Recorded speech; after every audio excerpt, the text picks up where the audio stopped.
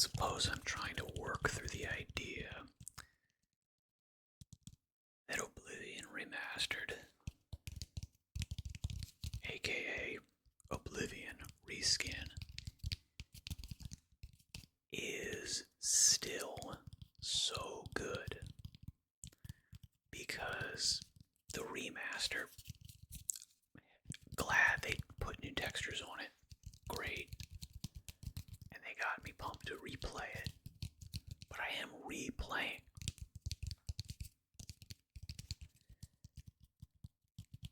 I'm replaying a game that was and is great. And the greatness of that game seems like it is lost. It has been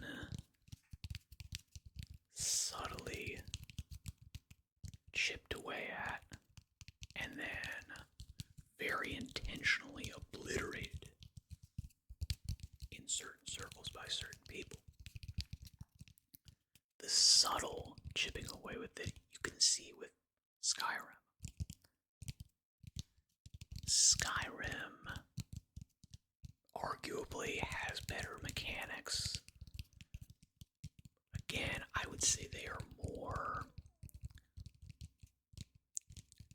casual mechanics. They are the kind of mechanics that give you immediate reward,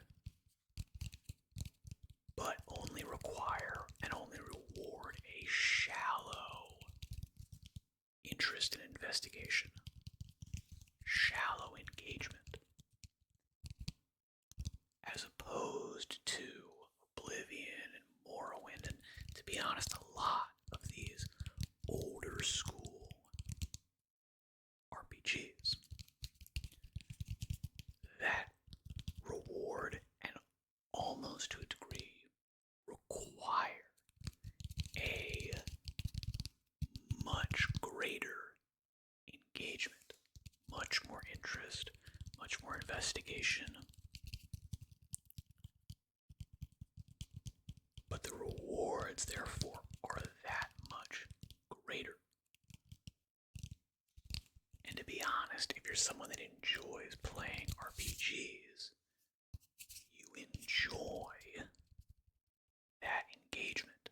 That's why you're playing an RPG as opposed to Call of Duty or an FPS or some other more surface rewarding game. A game that's all of the things about it are right up front. If you like it, you like it. If you don't, you don't. You know immediately. And there's no fudging with it. If you're playing RPGs, you enjoy, you crave that deeper level of engagement. You will naturally attempt to do this even in a game that doesn't reward you for it. So that when you go looking for that in a Skyrim or name current deep-ish RPG, it does not actually live up to it. That depth is not there. It's a bit of an illusion. And perhaps the journey, because the mechanics and the gloss is there, you are not left as bereft. You're not left as lost and despondent that depth is not there, because the journey to see it was pretty slick, was pretty cool, was pretty fun. But it was not the thing that engaged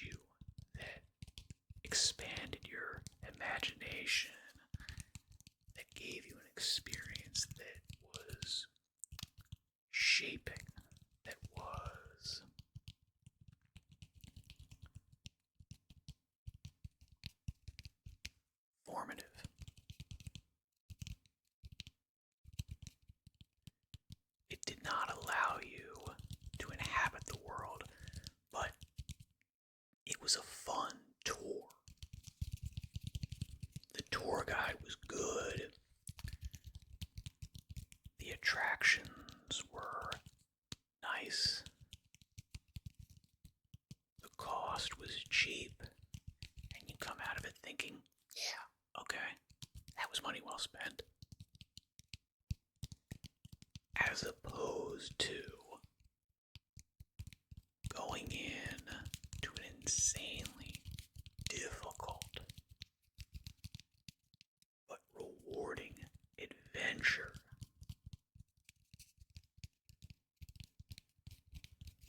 And being rewarded all the more because of the challenge.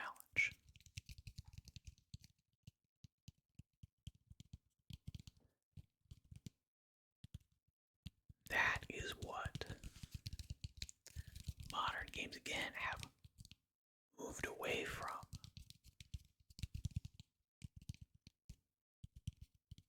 And it remains to be seen if we can ever get back to that.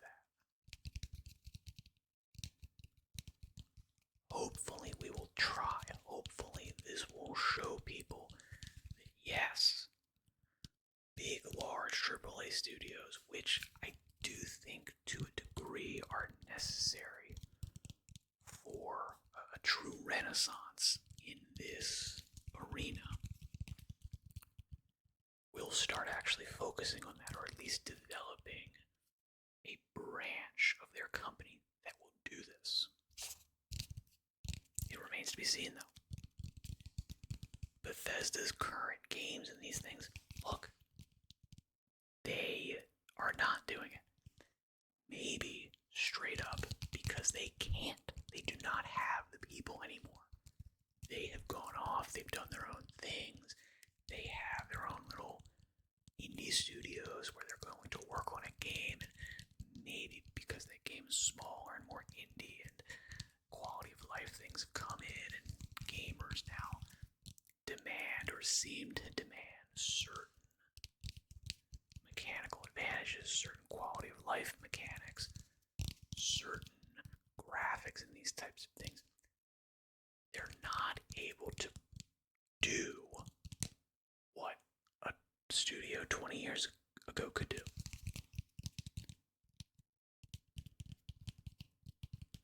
I do think this is a piece of the AAA studios, why they got to be as big as they did.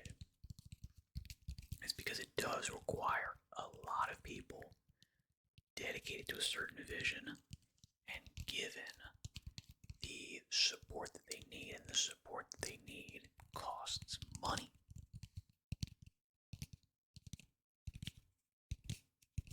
I don't know if the indie scene, to be honest, is capable of making an Oblivion or a Morrowind. They can do something fun and cool that is adjacent to that is close to that. But I don't know if they can go into that level of depth and to truly create something like this. Because again, look, to make something of that depth, you basically need to say, I'm going to take 2, 3, 4, 5 years, not part-time, full-time, and go crazy about building out this world, this story, this characters, everything about it, and then, in that time, build it out in the game. And then you also have to think to yourself, all right, well, we're going to be using technology for 5 years. That is going to cost tons of money. Developing all of these things, moving all these textures around, like all of that art, all of that artwork, all of the music, all of the voice acting, all of this stuff costs an enormous amount of money, and it is, to a degree, all necessary to create that final product that is that 20 years ago, AAA RPG.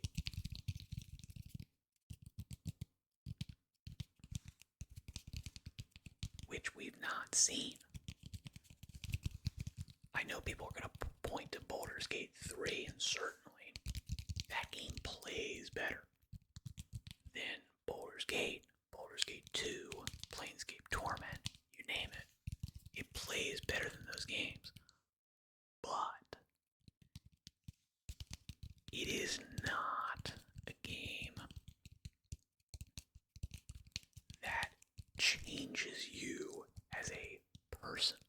It is not an artistic experience that is so incredibly powerful that it becomes a defining experience of your life. In the same way that, like, for some people, listening to the Beatles or reading The Lord of the Rings or something along those lines can straight up set the course for your entire life. Baldur's Gate 3 is a great game, but it's not doing that. Baldur's Gate 1, 2, Planescape Torment, Oblivion, Morrowind, these did. And I don't know if we can get back to that anytime soon. Hopefully, there is some eccentric billionaire who's watching this and says, you know what, I'm going to do it. I'm going to start my own game studio, and we're going to go after the early mid-2000s game development studio model, and we're going to hire the same types of people.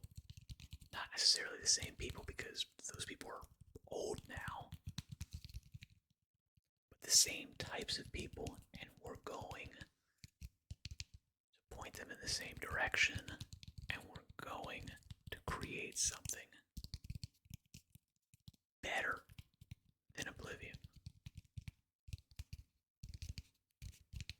And hey, I'm all for it. I'm all about that, and I hope it comes to pass. But I understand the people that are looking back at these games and becoming black-pilled about the state of entertainment. Because it does seem like we are on the decline.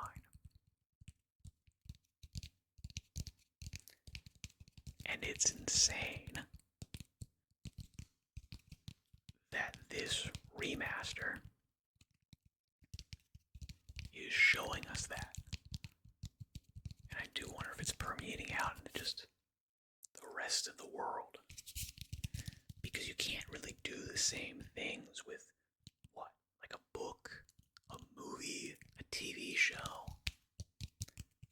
Yeah, like, you can't remaster that and people re-experience it. No. If you release, if you remaster Buffy the Vampire Slayer and release it nowadays, no one is going to be like, oh man, we see the decline of entertainment and art. No, they're just going to go, oh yeah, man, I really enjoyed like that late 90s, early 2000s stuff. That stuff was great. It's a moment in time. It's a snapshot that feels like a snapshot. It doesn't feel like part of the course of history.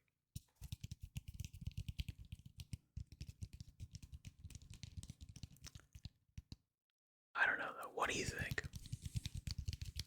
Let me know in the comments. Good luck in all your endeavors. Thank you very much for your time and attention.